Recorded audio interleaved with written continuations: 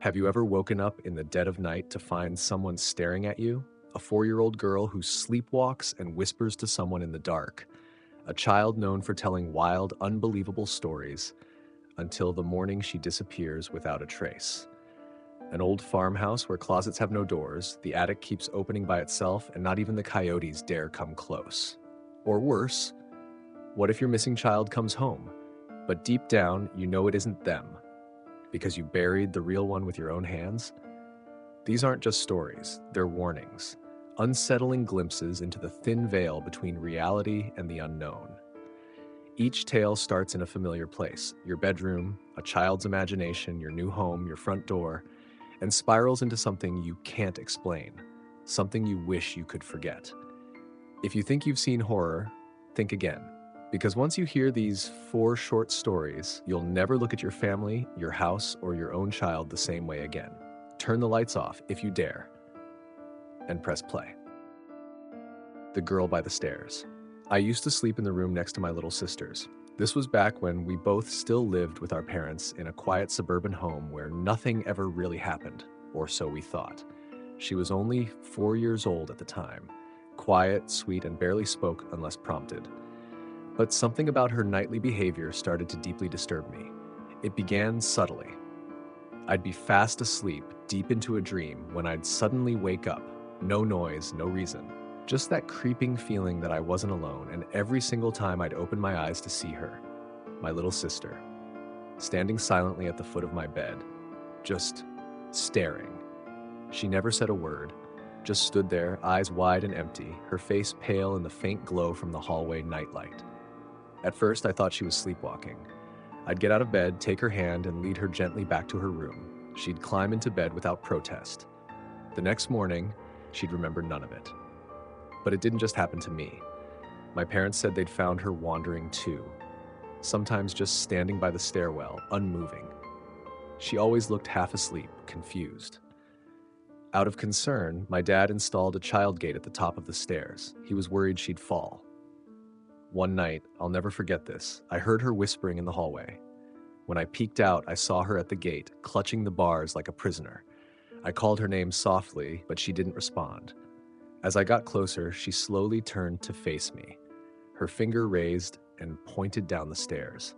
My blood ran cold. I asked her what she was doing, but she just stared. I gently took her hand and walked her back to bed. I tried to laugh it off the next day, telling myself it was just one of those weird kid phases.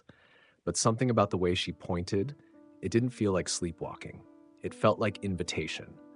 When summer came, I started staying up later, like playing games or watching movies, and that's when things got worse. Around 2 or 3 in the morning, I'd hear her again, talking. At first, I figured it was just her dreaming, but one night, I muted my TV and listened closely. Her voice was faint, but there was another one, deeper, slower, responding. I froze. There was no one else awake, no guests. No one in the house had that voice.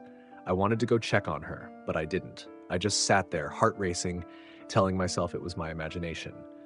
Weeks passed. I avoided nighttime encounters, kept my door shut tight, and stopped staying up late.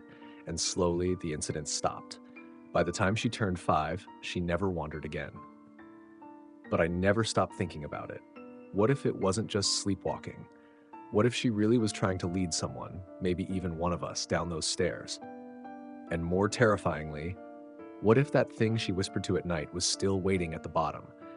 To this day, I never asked her what she remembers from that time. A part of me hopes she's forgotten. But deep down, I know, whatever it was that visited her at night, it wasn't finished. And maybe one day, it will try again. Eva always lied. Eva always lied. From the moment she could speak, she told stories that made no sense. Stories that twisted reality into something strange and surreal. She didn't do it to be mean or manipulative. It was like she couldn't help herself. It was part of who she was. She was only 4 years old with big brown eyes and messy bangs that never quite stayed in place. She looked like any other little girl, innocent, cheerful, a touch wild, but her imagination wasn't like other kids. She told us that her baby sister turned into a cat at night and slept at the foot of her bed, purring loudly and licking her feet. She claimed her preschool teacher was a robot, an alien in disguise, whose eyes glitched red when no one else was looking. She said that clouds were alive, and if you stared long enough, they'd start blinking at you. Most adults just laughed. Her parents chalked it up to creativity. The rest of us, teachers, babysitters, cousins, just shrugged and rolled our eyes. After all, kids lie, especially ones with big imaginations. But Eva's lies were different. They had a rhythm, a consistency, a pattern that in hindsight should have chilled us to the bone. The last story she ever told us was simple. "My best friend lives under my bed," she said one day.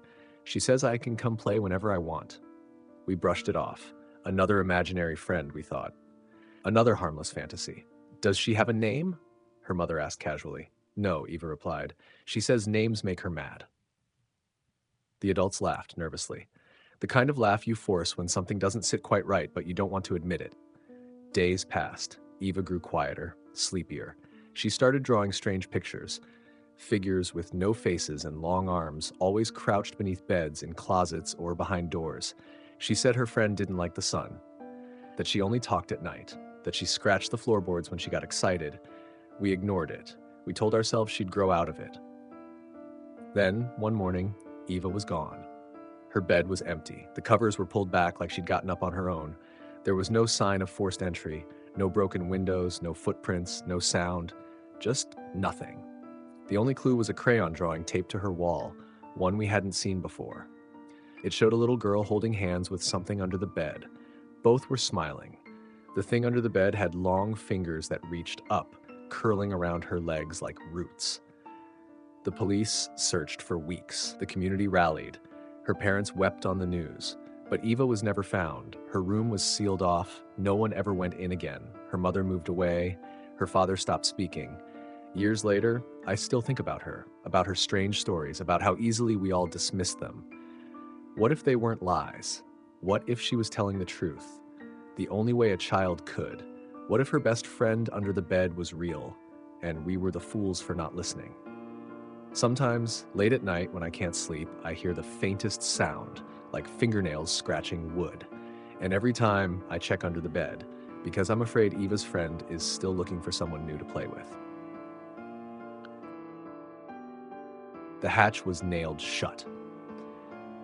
In October 2015, I moved into an old farmhouse that sat at the edge of nowhere. It was cheap, suspiciously cheap, but I needed the space and the solitude. The real estate agent called it vintage, but really, it looked like it hadn't been touched since the late 80s. Burgundy carpets, apple-patterned wallpaper borders, and light switches that made a loud snap every time you used them. Still, I liked it. The house sat on a couple acres, surrounded by tall grass and clusters of overgrown bushes. The nearest neighbor was a 15-minute walk down a winding gravel road. Quiet, isolated. Exactly what I was looking for. At first, everything was fine. But then, the little things started happening. I began noticing how every closet in the house, every single one, was missing its doors, not removed, just gone. There were hinges, even scratches on the floor where the doors used to swing, but no actual doors to be found. I figured the previous owner had taken them out during renovations and never got around to replacing them. Then there was the sleep. I've always been a heavy sleeper, but in that house I started waking up suddenly and violently, just as I was about to drift off. Like someone had shaken me. No dreams, just this overwhelming jolt of awareness, like I wasn't alone. I brushed it off. New house, unfamiliar creaks and groans. Maybe my mind just needed time to adjust. But it kept happening. Every night. Even worse, I was exhausted during the day. No matter how early I went to bed, I could barely drag myself out of it by 7 a.m. It felt like something was draining me. Then my cats disappeared, both of them, within the same week. No blood, no signs of a struggle. They just vanished, one after the other. And yet the coyotes that howled through the trees every night never once came close to the house. I even left a bag of garbage outside by accident one night, untouched. That's when I started to worry. But the final straw, the thing that truly broke my sense of safety, was the attic. There's a hatch in the hallway ceiling with one of those pull-down ladders. When I moved in, it was nailed shut. I didn't think much of it. Maybe the previous owner wanted to keep animals out. Maybe they were just paranoid. But one morning, I noticed it was cracked open. just an inch. I stared at it for a long time, trying to remember if I had done something in my sleep or maybe shaken the house somehow. But that hatch had been nailed shut, not latched, nailed. I grabbed a chair and pushed the ladder up, slamming the hatch shut again. I even screwed it closed with 3-inch deck screws for good measure. The next night, it was open again, wider this time. I didn't sleep. I didn't even go upstairs. I locked myself in the downstairs bathroom with the light on and sat there until morning. The hatch stayed open. Eventually, I hired someone to seal the damn thing with metal brackets. I never heard anything from up there. No footsteps, no voices. But sometimes when the house is dead silent, I swear I hear breathing, soft, slow, just above the ceiling. And I know deep down that whatever was up there didn't leave. It just got used to waiting. If these stories sent a chill down your spine, you're not alone.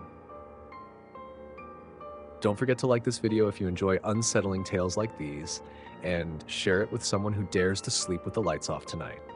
Have a theory, a similar experience, or just want to say which story creeped you out the most? Drop a comment below, I read every one. And if you haven't already, subscribe to Cast Mystery for more true horror stories, strange encounters, and the mysteries that hide in the dark.